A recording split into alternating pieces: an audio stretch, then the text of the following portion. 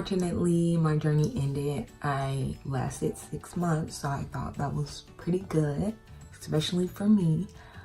What I will say is it was not a protective style, so get that out your head.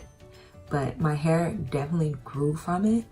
I retained a good amount of length, but I'll also be showing you guys of like the hair that shedded. With locks were not a protective style for me. Yes, they did make my hair grow a lot, and so I made it to 6 months, but unfortunately that's not how it played out.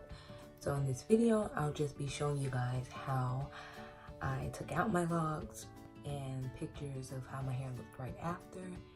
But overall, my hair grew pretty good. It did good. So in a way, it was kind of like a protective style for me, not intentionally. It took me about a day, just about 8 hours to take everything out.